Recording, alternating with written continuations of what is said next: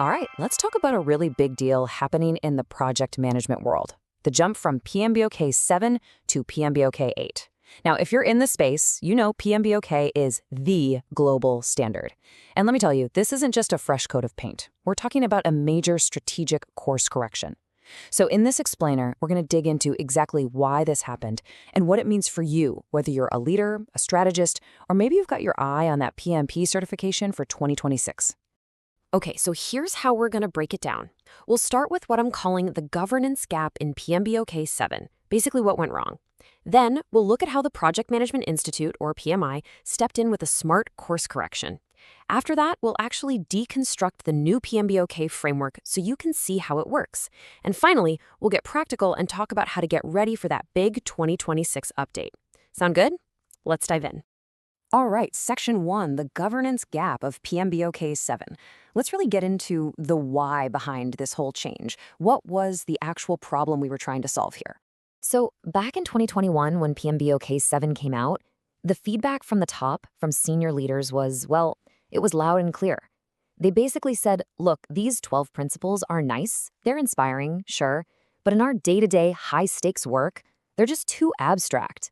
You couldn't really measure them, you couldn't audit them, and when it came down to it, it was really tough to hold teams accountable to these fuzzy ideas. And this really gets to the heart of the problem, right? The idea behind PMBOK 7, this value-driven mindset, was absolutely the right move. No one's arguing that. But for the C-suite, for the executives who have to answer to a board, a mindset just doesn't cut it. When you're talking about serious corporate oversight, you need things you can see, things you can measure. You need clear behaviors. And that's exactly what was missing. So what did they need then? If these high-level, feel-good principles weren't working, what were the people in strategy and governance, the auditors, what did they actually need from a global standard like this? And this right here is what we call the governance gap. Think of it like this. On one side of a canyon, you have these big, inspiring mindsets. And the other side, you've got the cold, hard reality of corporate oversight, where every single decision has to be justifiable, auditable, and where accountability is everything. What practitioners desperately needed was a bridge, a solid framework built on things you can actually see and measure, standards that connect what the project team is doing on the ground to what the executives are worried about upstairs, like risk and real value. Okay, so that's the problem. Now for Section 2, PMI Strategic Course Correction. Let's look at how PMBOK 8 steps in to provide the solution. You know, the most important thing to get here is that PMI, they listened. Seriously, PMBOK 8 isn't them throwing everything out and starting over. It's a really smart, strategic refinement. They kept the good stuff, that value-driven mindset from version 7, but they figured out how to make it tangible. The whole focus has shifted from the fuzzy why we do things to the crystal clear how we behave as professionals who are truly accountable. And this entire refinement was driven by 3 really clear goals. Everything they changed ladders up to one of these 3 things: actionability, consolidation, and modernization. I want you to think of these 3 things as the pillars holding up the entire PMBOK framework. First, you've got actionability. That's all about moving from just talking about it to actually doing it. Then there's consolidation, which is about trimming the fat and making the whole thing leaner and more focused. And finally, modernization, which brings in some absolutely critical modern ideas, like sustainability. Let's double-click on actionability for a second, because this is a total game changer. Just look at the shift from stewardship in PMBOK 7 to be an accountable leader in PMBOK 8. I mean, stewardship, it's a nice word, a noble idea, right? But how on earth do you audit that? You can't, but be an accountable leader, that's a behavioral standard. That means there are actions you can see, ethical duties you can define, and outcomes you can own. Suddenly, you have a direct, auditable link between what a project manager does and what the company expects. It's huge. Now, the other 2 pillars, consolidation and modernization, they really work together. Consolidation is about getting lean and mean. We're going from 12 principles down to 6, from 8 domains down to 7. It's just cleaner. But at the same time, modernization actually broadens the strategic scope. It brings in the triple bottom line. This is so important. It means we're no longer just looking at profit. We're now formally evaluating projects on their impact on people and the planet. It's about building a sustainable future, not just a profitable one. So, this chart, it basically sums up the whole story. Look at the difference between PMBOK 7 and PMBOK 8. The core philosophy goes from an abstract mindset to observable behaviors. The structure gets leaner. The focus expands to sustainable value. And here's the kicker for the executives. The governance utility goes from low, because it was just conceptual and a nightmare to audit, to high. Why? Because it's now measurable and built for auditability. It's a night and day difference. Okay, so we've covered the why. Now it's time for the what. Section 3, deconstructing the new framework. Let's pull back the curtain on the new operating model. And here it is, the new PMBOK 8 operating model. Just look at how clean and logical this is. It's a top-down flow, right? It shows exactly how behavior and ethics at the top should cascade all the way down through every single level of a project. And what's really cool is that this is built for the world we live in now, for those mature, hybrid environments where you need to be flexible, but you also absolutely need to be accountable. So let's start at the top with the 6 principles. This is your foundation. This is what answers the big question, how do you behave?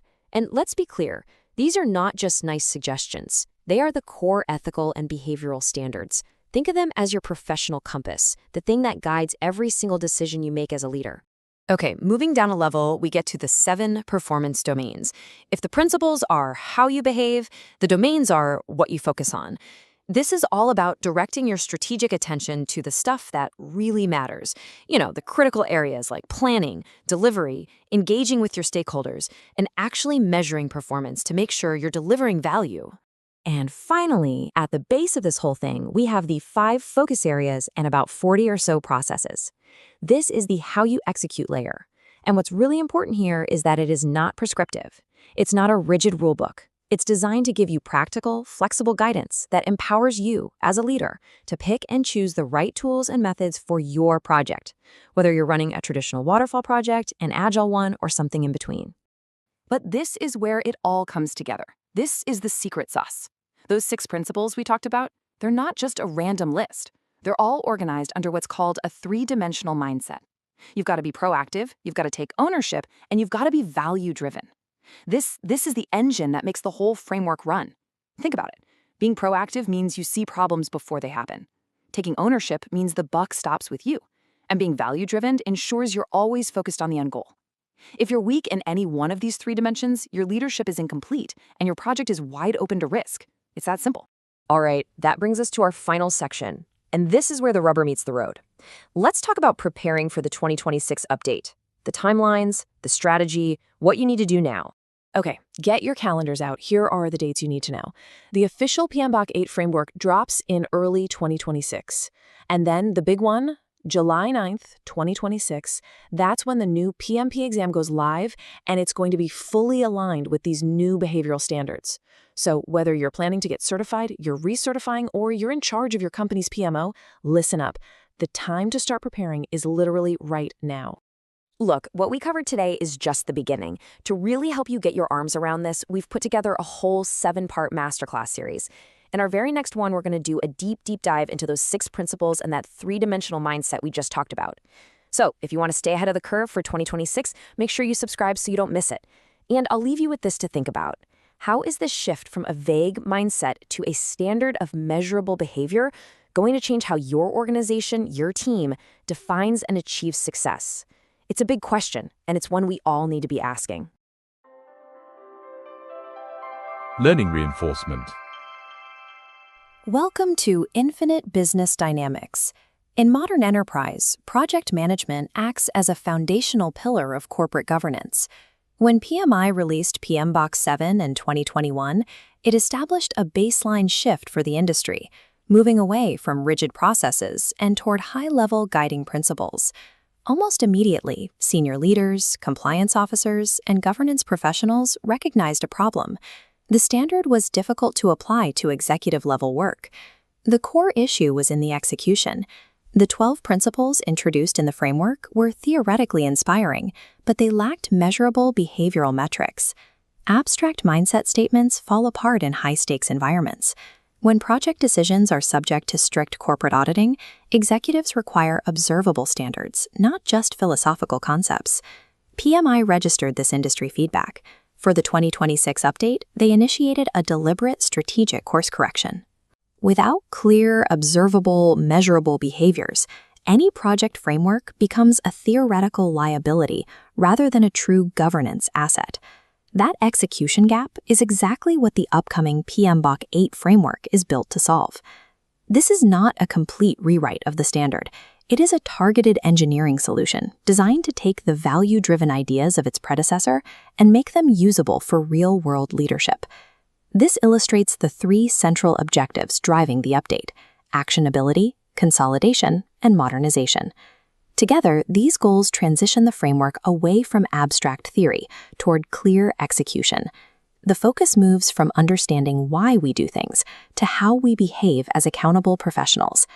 This refinement provides direct support for corporate oversight, giving audit committees a baseline to evaluate risk governance at the executive level. PMBOK 8 survives executive audit by translating ideology directly into enforceable professional standards.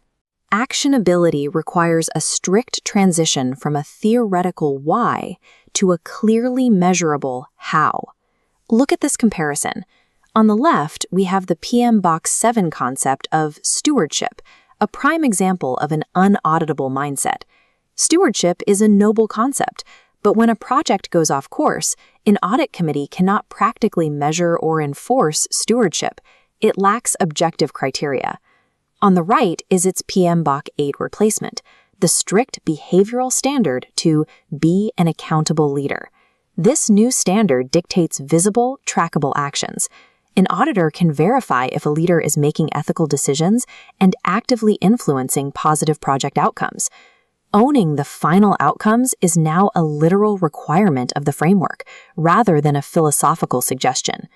Defining actions this way creates a direct, unbroken line between a project manager's daily behavior and overarching corporate accountability. To make the framework clear enough to enforce, PMI had to solve the overlapping redundancy of the previous version through consolidation. The 12 original principles have been consolidated into 6 distinct standards, and the 8 performance domains have been compressed down to 7. Cleaning up that redundancy opened the door for modernization, specifically by introducing sustainability as a core pillar of the framework. This chart shows the triple bottom line. The framework formalizes sustainability as a core driver of business value. The people and planet nodes mandate that project leaders assess the long-term impact their resource usage has on human capital and environmental stability. The profit node ensures that these ethical considerations remain economically viable. A project must still generate organizational wealth. Every daily decision made within a project must now visibly align with this long-term strategy. Project success is no longer defined by hitting a schedule and a budget. It is defined by sustainable value creation for the entire organization. Translating these broad standards into daily work requires a specific operational hierarchy. This flowchart visualizes the new PMBOK 8 operating model. At the top layer, we have the 6 principles. These principles strictly define how you behave as a professional leader. They filter down into the middle layer, the 7 performance domains, which dictate exactly where leaders must focus their attention to deliver value. That focus finally reaches the ground in the bottom layer, where 5 focus areas and roughly 40 distinct processes provide the actual mechanics of execution. Crucially, these 40 processes are non-prescriptive. The framework provides the tools, but it does not force teams into a rigid waterfall structure or a strict agile methodology. This intentional flexibility makes the standard highly effective for complex, modern environments where hybrid execution is the norm. The hierarchy successfully bridges the gap. It takes executive boardroom expectations, translates them into actionable domains, and filters them into daily tasks without stifling team agility. Operating this hierarchy requires a specific psychological engine, the 3-dimensional mindset. This triad forms your leadership baseline. The first dimension is proactive, navigating complex challenges before they materialize. The second is ownership, driving the accountability to stand behind your decisions. The third is value-driven execution, ensuring all work serves the triple bottom line. If any single dimension of this triad is missing, the entire operating model collapses. Proactivity without ownership leads to reckless execution. Value-driven strategy without proactivity leads to missed market windows. This framework is fast approaching. The PMBOK 8 standard releases in early 2026. The new PMP exam, fully aligned with these behavioral standards, launches exactly on July 9, 2026. To prepare for this specific timeline, subscribe to the Infinite Business Dynamics channel and hit the bell for the rest of this series. Mastering PMBOK transforms the practitioner from a simple task manager into an accountable, highly strategic executive ready to lead the future.